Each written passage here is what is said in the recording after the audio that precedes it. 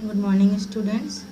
Today's thought: the sign of beautiful person is that they always see beautiful in others.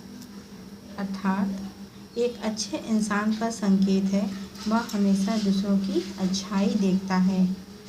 कहने का तात्पर्य है कि जो इंसान अच्छा होगा उसके विचार भी अच्छे होंगे और वह अच्छी बातें ही सोचेगा, अपने बारे में भी और दूसरों के बारे में भी।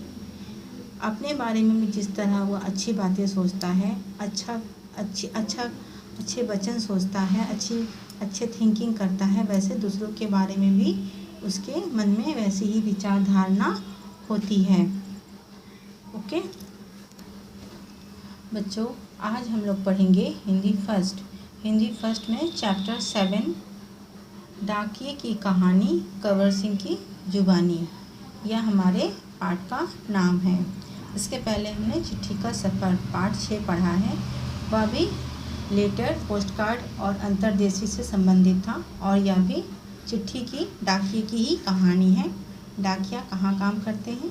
पोस्ट ऑफिस में, है ना। तो ये दोनों चैप्टर आपस में रिलेटेड नहीं है, लेकिन मैटर चिट्ठी से संबंधित ये भी कार्य करते हैं और चिट्ठी के सफ़र के बारे में हमने पिछले अध्याय में पढ़ा है। ओके, शिमला की माल रोड पर जनरल पोस्ट ऑफिस है। उसकी पोस्ट ऑफिस के एक कमरे में डाक छाँटने का काम चल रहा था। सुबह के 11:30 बजे थे। लड़की खिड़की से गुनगुनी धूप छन कर आ रही थी।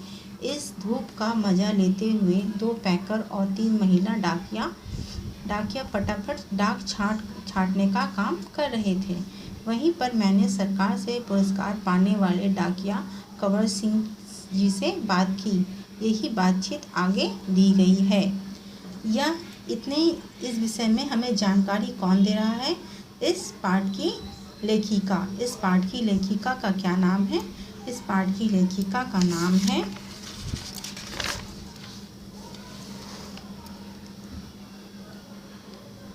प्रतिमा शर्मा।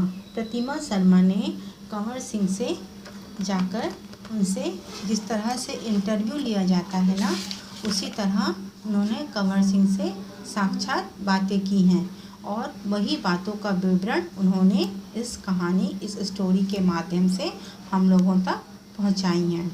ठीक है, जिस तरह हम लोग किसी भी फेमस लोगों का जाकर इंटरव्यू लेते हैं, रिपोर्टर लोगों का काम होता है ना, उसी तरह ये लेखिका भी कंवर सिंह के बारे में। और कंवर सिंह बहुत फेमस हो गए थे। पहले वो फेमस नहीं थे, कुछ उन्होंने ऐसा किया है, इस स्टोरी में हम उनके बारे में पढ़ेंगे, उसके कारण वो फेमस हो गए। तभी प्रतिमा शर्मा ने जाकर उनका इंटरव्यू लिया, उनके बारे में जो जो उन्हें जानकारी मिली उन्होंने इस कहानी के माध्यम से हम तक पहुंचाया है। ओके, सबसे पहले कंवर सिंह के पास जब प्रतिमा गई तो उनसे क्या पूछती हैं कि आपका शुभ नाम क्या है? मेरा नाम कंवर सिंह है। मैं हिमाचल प्रदेश के शिमला जिले के नेरवा गांव का निवासी हूँ। मेरी उम्र 35 साल है। आपके परिवार में कौन कौन हैं? उनके बारे में कुछ बताइए। ये सारे क्वेश्चन जो हैं ये लेखिका स्वयं कर रही हैं और उत्तर कौन दे रहा है? उत्तर दे रहे हैं कंवर सिंह। कौन है वो? डाकिये विभाग में, पोस्ट ऑफिस में डाकिये के पोस्ट में वो काम करते हैं। उन्होंने क्या कहा? मेरे 4 बच्चे हैं, 3 लड़कियां और 1 लड़का। 2 लड़कियों की शादी हो चुकी है। मेरा एक और बेटा था, वह मेरे गांव में एक पहाड़ी से लकड़ियां लाते हुए गिर गया, जिससे उसकी मौत हो गई। पहाड़ियों में क्या होता है बच्चों? ढलान होती है। ढलान के कारण वहाँ पर चलना थोड़ा मुश्किल होता है। थोड़ी सी असावधानी होने से वहाँ पर जान भी जा सकती है। तो उसी दौरान जब कोई भी ढलान पे चलते हैं तो बहुत सहूलियत से उन्हें चलना पड़ता है। अब बच्चा था, लकड़ी लेने गया और ढलान से फिसलकर गिर गया, जिससे उसकी मौत हो गई। आपके बेटे के साथ जो हुआ उसका हमें बहुत दुख है। आपके इलाके में इस तरह की घटनाएं क्या अक्सर होती हैं? ये किसने पूछा? लेखिका ने पूछा। जी, ऐसी घटनाओं का होना असाधारण नहीं है। यहाँ हर साल तिरछी ढलानों या टापों के घास काटने से कई औरतें गिरकर मर जाती हैं। फिर भी यहाँ ऐसे ही रास्तों में चलना पड़ता है क्योंकि दूसरे कोई रास्ते नहीं होते। हमारे गांव में अभी तक बस नहीं पहुंची है। हिमालय में हजारों ऐसे गांव हैं जहां पैदल चलकर ही लोग पहुंचते हैं। या हिमाचल प्रदेश की स्टोरी है। हिमाचल में बता रहे हैं ऐसे ही गांव हैं जहां पर लोग पैदल ही चलते हैं क्योंकि अभी तक इस गांव में बस की सुविधा नहीं हुई है। और ऐसे ही ढलानों में महिलाएं काम करते हुए उनका पैर फिसल जाता है और वे गिर जाती हैं जिससे उनकी मौत भी हो जाती है। फिर आपके बच्चे पढ़ने कैसे जाते होंगे? किसने पूछा? प्रतिमा शर्मा ने पूछा।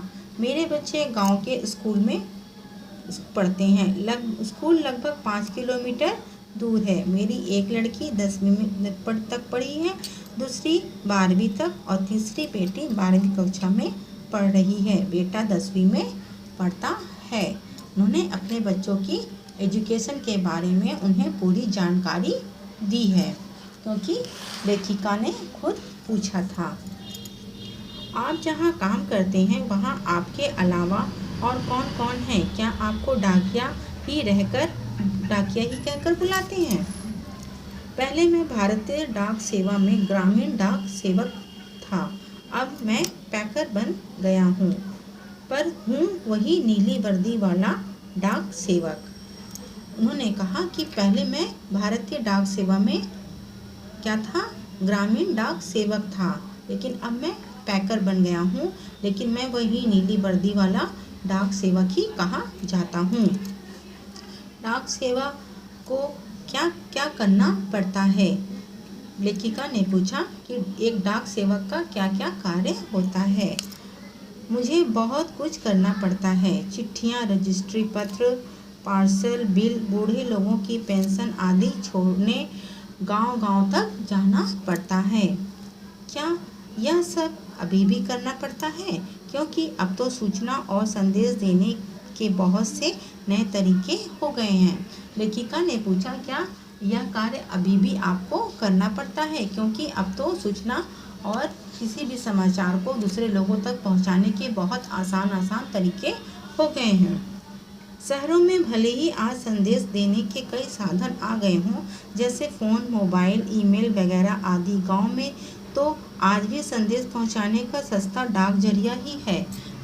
कंवर सिंह ने कहा कि ये सब सुविधाएं गांव में भले ही आ गई हैं, लेकिन शहरों में भले ही आ गई हैं, लेकिन गांव में अभी भी इस चीज़ की सुविधा नहीं है। डाक ही हमारा संदेश देने का सबसे अच्छा साधन है। इसलिए गांव के लोग डाकिया का बड़ा आदर और सम्मान करते हैं। अपनी चिट्ठी पाने के लिए डाकिया का इंतज़ार करते हैं। गांव में आज भी चिट्ठियाँ पाने के लिए लोग डाकिये का इंतज़ार करते हैं और हमें बहुत सम्मान और आदर से देखते हैं। हमने सुना है कि हमारी डाक सेवा दुनिया की सबसे बड़ी डाक सेवा है। क्या भला कैसे? लेखिका ने किससे पूछा? कंवर सिंह से पूछा। सुना तो आपने बिल्कुल ठीक है। हमारे देश की डाक सेवा आज भी दुनिया की सबसे बड़ी डाक सेवा है और सबसे सस्ती भी। केवल 5 रुपए में देश के किसी भी कोने में चिट्ठी भेज सकते हैं। पोस्ट कार्ड तो केवल 50 पैसे का ही है, यानी 50 पैसे में भी हम देश के हर कोने में अपना संदेश भेज सकते हैं। इसके पहले भी मैंने क्लास में आपको बताया था बच्चों कि पहले अब तो चिट्ठी इंसान क्या करते हैं, ईमेल, फेसबुक और व्हाट्सएप के द्वारा अपना समाचार एक दूसरे तक पहुंचा देते हैं, फ़ोन के द्वारा पहुंचा देते हैं। लेकिन पहले इससे भी सस्ता साधन था। मात्र 50 पैसे में एक पोस्ट कार्ड खरीदिए और आपको जो भी लिखना है, अपना समाचार, अपने परिवार का समाचार, मोहल्ले के बारे में जो भी कुछ लिखना है, उसमें आप लिख करके किसी को भी, जिसको आप चाहें, जो आपके रिश्तेदार हैं, आप उन तक पहुंचा सकते थे मात्र 50 पैसे में। तो यह उस समय चलता था। लेकिन अब पोस्ट कार्ड अंतर्देशीय इस समय कोई इसका इस्तेमाल ही नहीं करता है और धीरे धीरे इसकी सेवा भी समाप्त होती जा रही है। लेकिन गांव में अभी भी इसका चलन है। कंवर सिंह के कहे अनुसार इसका चलन आज भी गांव में है। इन्होंने इसलिए कहा कि आज भी डाकिये को बहुत सम्मान की दृष्टि से देखा जाता है। आपको अपनी नौकरी में मज़ा तो बहुत आता होगा। मुझे अपनी नौकरी बहुत अच्छी लगती है। जब मैं दूर नौकरी करने वाले सिपाही का मनी ऑर्डर लेकर उसके घर पहुंचता हूं, तो उसके बूढ़े माँ बाप का खुशी भरा चेहरा देखते ही बनता है। ऐसे ही जब किसी का रजिस्ट्री पत्र पहुंचाता हूं, जिससे किसी कभी रिजल्ट, कभी नियुक्ति पत्र, और तो लोग बहुत खुश होते हैं।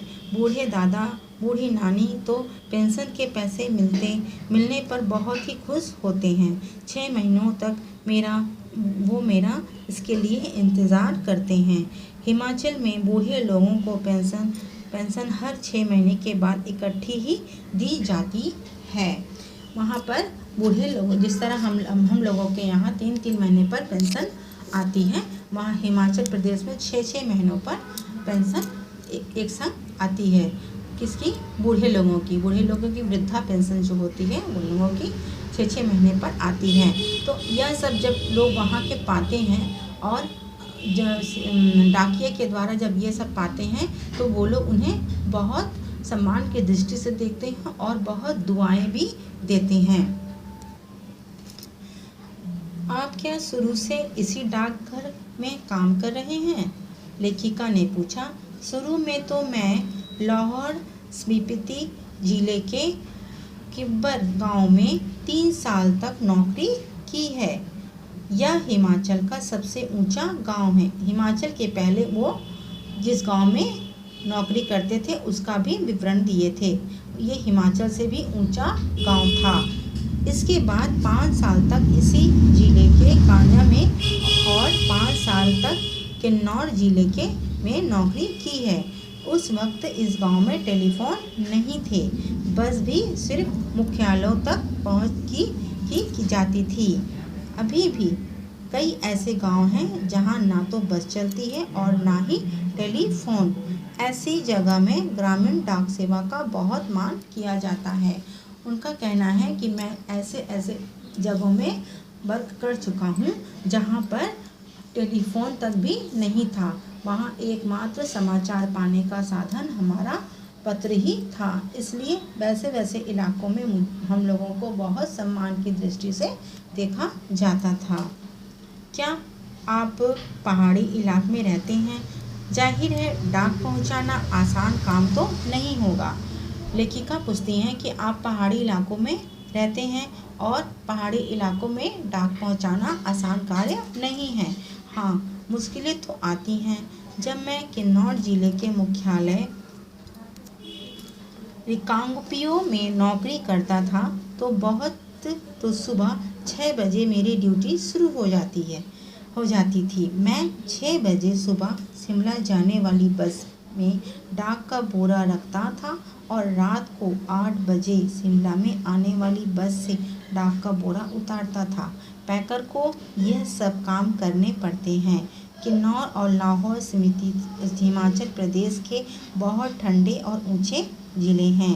इन ज़िलों में अप्रैल महीने में भी बर्फ़बारी हो जाती है। बर्फ़बारी के चलते पैरों को ठंड से बचाना पड़ता है, वरना स्नो बाइट्स को हो जाता है, जिससे पैर नीले पड़ जाते हैं और उसमें गैंग्रीन हो जाती है, जिससे उंगलियां झड़ जाती हैं। इन ज़िलों में मुझे एक घर से दूसरे घर तक डाक पहुंचाने के लिए लगभग 26 किलोमीटर रोजाना चलना पड़ता था। हिमाचल में एक गांव से दूसरे गांव की दूरी लगभग 4 से 5 किलोमीटर तक होती है। हिमाचल के एक गांव छोटे होते एक गांव में 8 से 10 या कभी-कभी 6-7 घर ही होते हैं, इसलिए चलना काफ़ी पड़ता है। चलना तो खैर हमारी आदत में ही शामिल हो चुका है। ग्रामीण डाकिये की ज़िंदगी में तो चलना ही चलना है।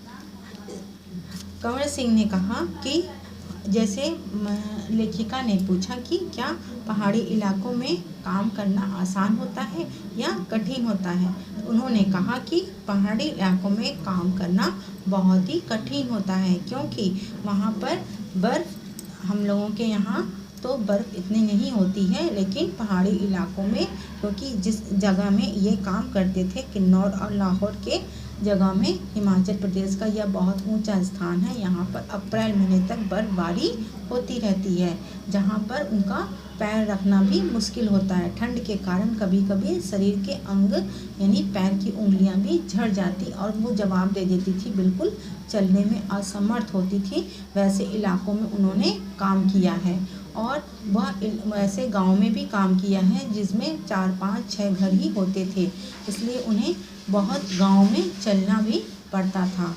फिर भी उन्हें चलना अच्छा लगता था, क्योंकि उन्होंने कहा कि डाकिये का काम चलना ही होता है। आपने बताया कि पहले आप डाक सेवक थे, अब पैकर, इसके आगे भी कोई प्रमोशन है क्या? पैकर के बाद डाकिया बन सकते हैं, बस एक इम्तिहान पास करना है। अभी तो काम के हिसाब से हमारा वेतन काफ़ी कम रहता है। सारा दिन कुर्सी पर बैठकर काम करने वाले बाबू का वेतन कहीं ज़्यादा होता है। पैकर का वेतन बाबू के जितना ही हो जाता है। अब तो डाकिये की नौकरी में लगना भी बहुत मुश्किल हो चुका है। हमने तो हम में से जितने डाकिये रिटायर हो चुके हैं, उसकी जगह नए डाकियों को नहीं रखा जा रहा है। इससे पुराने डाकियों पर काम का बोझ प्रतिदिन बढ़ता ही जा रहा है। न जाने आने वाला समय कैसा होगा। तो कंवर सिंह ने कहा कि जिस पोजीशन में वो काम कर रहे हैं, उसके ऊपर भी एक और पोस्ट होता है, वह भी एग्ज़ाम देकर पास होने से, रिजल्ट में पास होने से तब मिलता है। लेकिन वो काम जो होता है, कुर्सी में बैठकर बाबू लोग जो काम करते हैं, उस टाइप का ही वह काम होता है और उसमें भी अच्छी तनख्वाह होती है। लेकिन हमारे यहाँ क्योंकि संचार के साधन अब बदल गए हैं, इसलिए जो पुराने जो बूढ़े हो गए हैं, वृद्ध हो गए हैं और वो रिटायर हो गए हैं, उनकी जगह नए लोगों को भी नहीं लिया जा रहा है।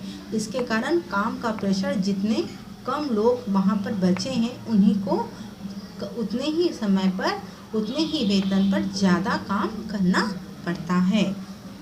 काम के दौरान कभी कोई ख़ास बात हुई हो? कौन पूछ रहा है? लेखिका पूछ रही हैं कंवर सिंह से कि आपके इतने साल के कार्यकाल के दौरान आपको कभी कोई ख़ास बात याद है कि आपके संग कभी कोई ख़ास हुआ हो? एक घटना आपको सुनाता हूँ। मेरा तबादला शिमला के जर्नल पोस्ट ऑफिस में हो गया था।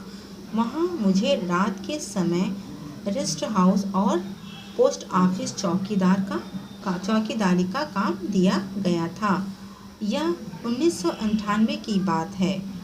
29 जनवरी को लगभग 10:30 बजे का समय था। बाहर से किसी ने पोस्ट ऑफिस का दरवाज़ा खटखटाया। मैंने पूछा कौन? जवाब आया, दरवाज़ा खोलो, तुमसे बात करनी है।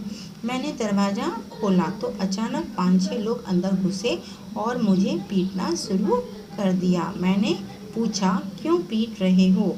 तो उन्होंने कोई जवाब नहीं दिया। सारे ऑफिस की लाइट बंद कर दी गई। इससे पहले कि मैं कुछ समझ पाता, मेरे सिर पर किसी भारी चीज़ से कई बार वार किया गया, जिससे मेरा सिर फट गया। मैं लगातार चिल्लाता रहा।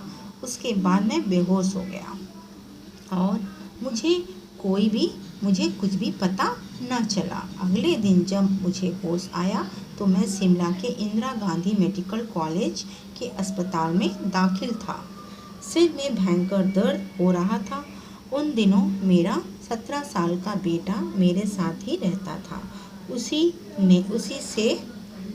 से पता चला। मेरे चिल्लाने की आवाज़ सुनकर लड़का और ऑफिस के दूसरे लोग जो नज़दीक ही रहते थे, दरवाजे के शीशे तोड़कर अंदर आए और मुझे अस्पताल पहुंचाया। मेरे सिर पर कई टाँके लगे थे। इसकी वजह से आज भी मेरी एक आँख से दिखाई नहीं पड़ता है। सरकार ने मुझे जान पर खेलकर डाक की चीज़ें बचाने के लिए बेस्ट पोस्टमैन का इनाम दिया। यह इनाम 2004 में मिला। इस इनाम में 500 रुपये और प्रशस्ति पत्र दिया गया। मैं और मेरा परिवार बहुत खुश हुए। आज भी मैं गर्व से कहता हूँ, मैं बेस्ट पोस्टमैन हूँ।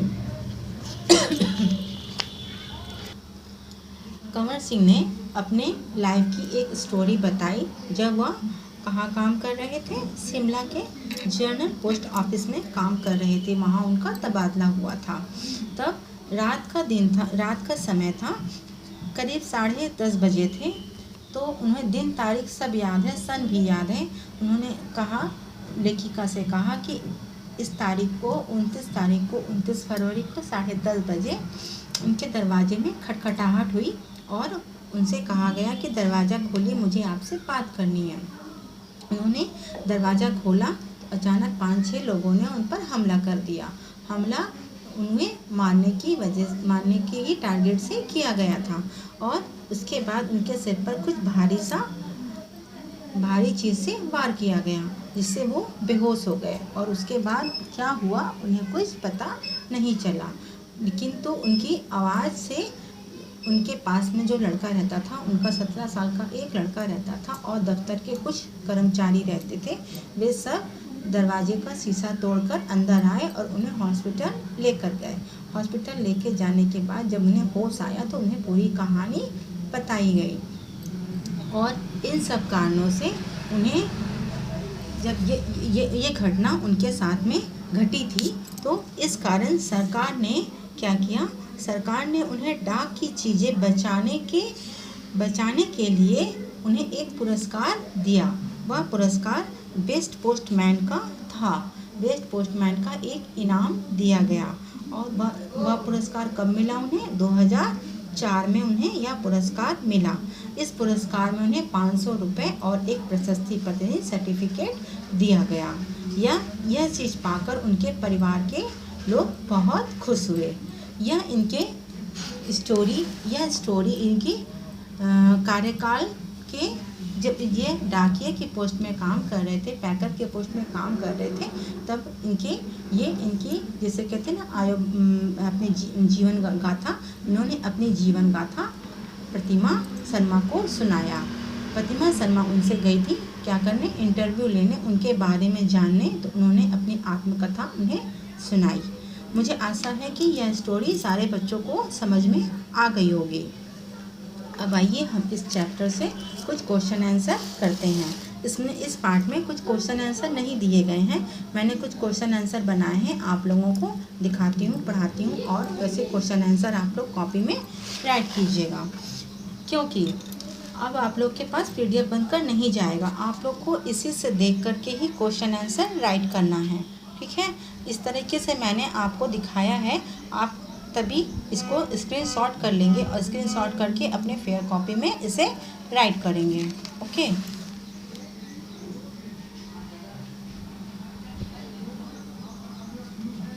आइए मैं एक बार आपको पढ़ के बताती हूँ। पार्ट 7, डाकिये की कहानी, कंवर सिंह की जवानी। प्रश्न उत्तर। डाकिये का क्या नाम था? डाकिये का नाम कंवर सिंह था। डाकिया कहाँ का रहने वाला था?